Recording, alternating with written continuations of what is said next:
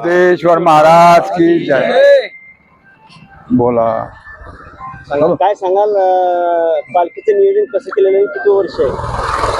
श्री सिद्धेश्वर महाराज संस्थान धोत्रा, तालुका सिल्लोड, जिल्हा संभाजीनगर हे एक धार्मिक स्थळ आणि पुरातन त्यागी आणि योगी पुरुष आहे. कारण अख्ख्या महाराष्ट्रामध्ये त्यांची ख्याती आहे. आज 49वा वर्ष या दिंडी सोहळ्याला आज साजरा होत आहे.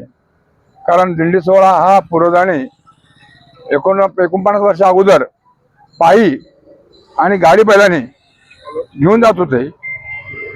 कारण नाथाने समाधी घेतली त्या दिवशी, म्हणून नाथाच्या भेटीकरता हे सर्व संत एकत्र येतात. त्यांची आशा सुद्धा होती की एकनाथाला भेटायला जायचं, म्हणून आमच्या पूर्वजाने त्यांना नेण्याचा प्रयत्न केला व आज ती पद्धत आमची पायी दिंडी सोहळा हा 49 वर्ष पूर्ण होत आहे. त्या निमित्तानं सर्व भाविक भक्त परिसरातील तालुक्यातील जे भाविक भक्त आहेत ते या दिंडीमध्ये सामील होतात आणि उत्साहाने आणि मोठ्या उत्साहात साजरा होतो.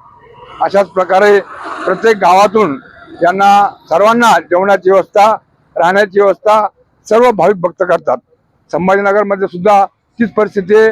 कारण भाविकांचा एवढा ओघ आहे की त्या ओघाला वारकरी सुद्धा पूर्ण पडू शकत नाही. म्हणून या महाराजांचं जेवढं वक्तव्य सांगितलं तेवढं कमीच आहे. याप्रमाणेच आम्ही हा उत्सव, हा दिंडी सोहळा साजरा करतो.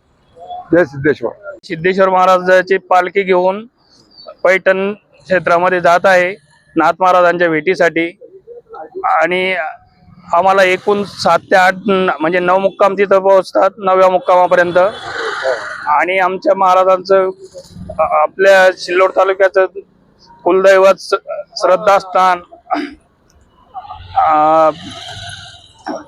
आम्ही 7 दिवसापासून निघालेलो आहे.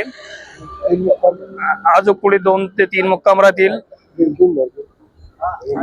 नियोजन कसं असतं पालखीचा आम्हाला रोजच्या अन्नदाते देणारे तयार आहे.